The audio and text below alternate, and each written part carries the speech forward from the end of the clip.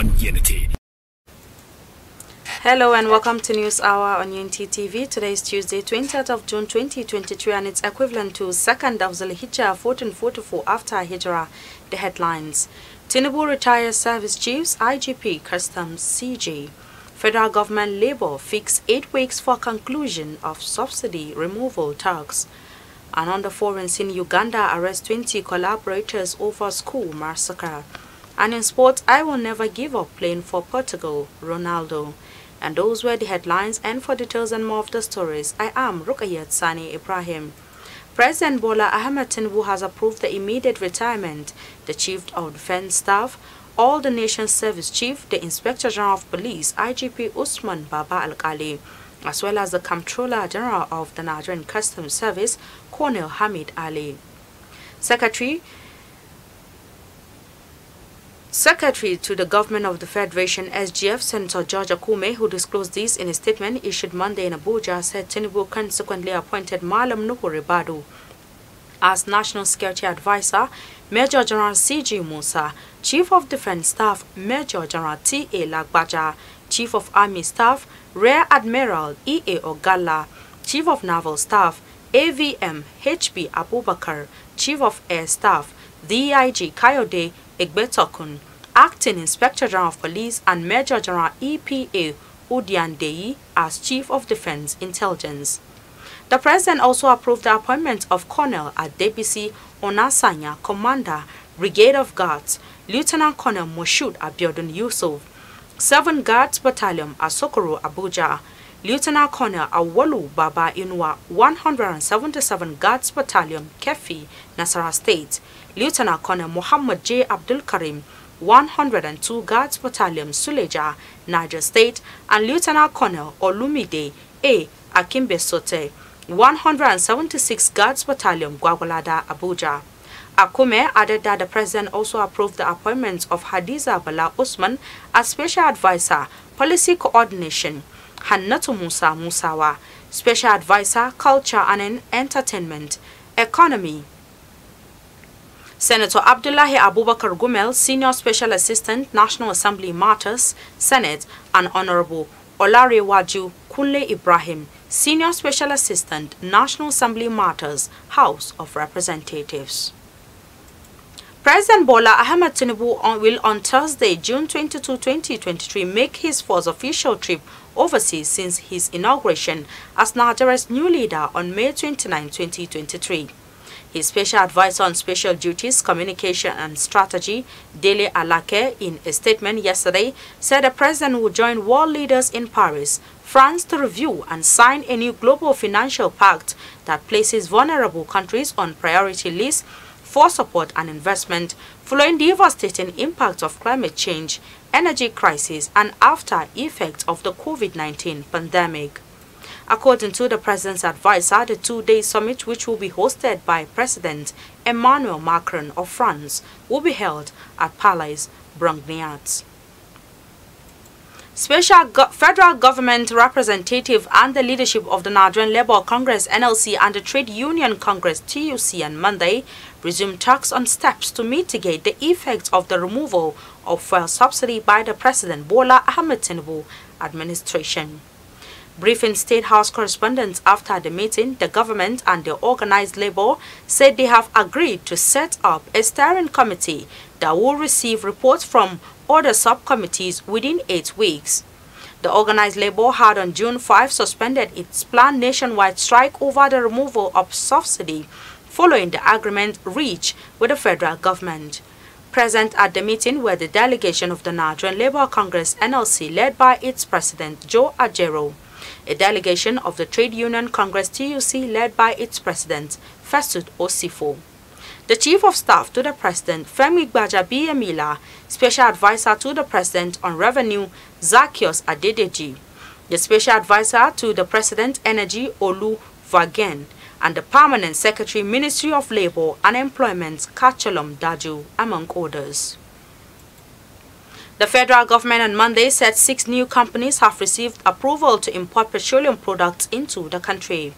The managing director of Nigerian Mainstream and Downstream Petroleum Regulatory Authority, Farouk Ahmed, made this disclosure to State House correspondents at the Presidential Villa, Abuja. Farouk stated that apart from the approved 6, several companies applied for permits to import petroleum in due course. Ahmed also debunked insinuation that the Nigerian National Petroleum Company Limited had given approval to Dangote Group to import petroleum, saying that the company has no powers to give such approval. Meanwhile, President Bola Ahmed Tinubu has taken steps to stop ship owners from withdrawing their vessels over what they see as excessive back charges. The special advisor to the president on revenue, Zacchaeus Adedeji, who led government officials in an interactive session with shipping stakeholders at the State House, warned that Nigeria cannot afford not to have vessels move in and out of the country.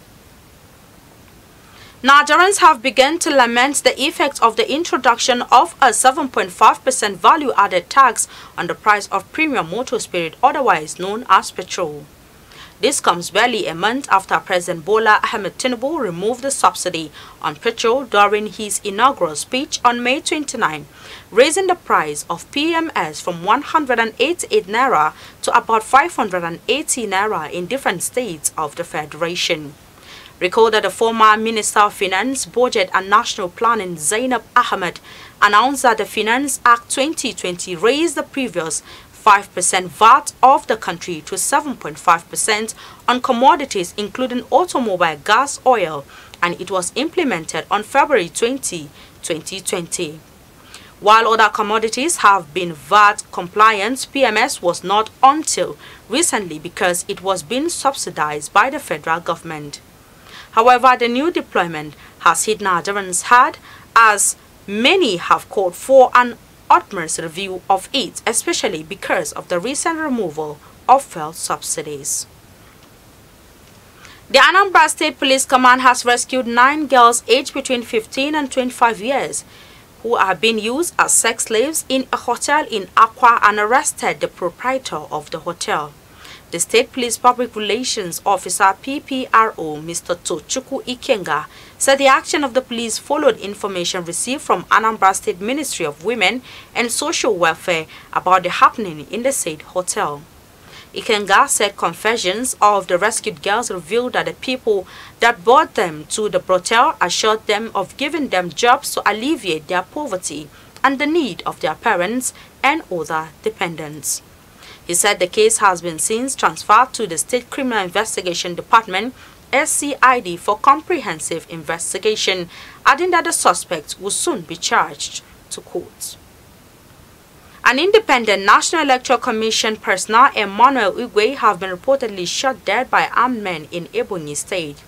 His wife was also abducted by the gunmen and her whereabouts were yet to be ascertained till now. The government also allegedly murdered the father of the Ohanaeze Ndigbo youth leader in the state. The INEC staff, an assistant electoral officer in the Afikpo North local government area of the state, encountered the attackers while on his way back from Abia State in the Ishiagu area of the Oturu Okigwe axis on Sunday night with his wife when he was shot dead and his wife kidnapped. When contacted, the police public relations officer in Ebonyi State, SP Onome Onovuapo Yeya, confirmed the incident on Monday. And on the foreign scene, Ugandan police have said Monday that 20 people have been arrested for suspected collaboration with the notorious military group blamed for last week's grisly attack on a school near the border with Democratic Republic of Congo. Police spokesman Fred Enanga, who disclosed this in a statement, said that those arrested included the head teacher and the director of the Hubiriha Secondary School in Pondwe, Western Uganda, that came under attack late on Friday. Enanga said the death toll was now 42, including 37 students. He said another 6 people were injured and remain in hospital, adding that there were conflicting reports on the number abducted by the assailants, ranging between 5 and 7. The youngsters were hacked with machetes, shot and burned to death in their dormitories in horrific killings that have drawn global condemnation. And in sports, Cristiano Ronaldo said on Monday he would never give up playing for Portugal as he prepares to make his 200th international appearance against Iceland in Euro 2024 qualifying.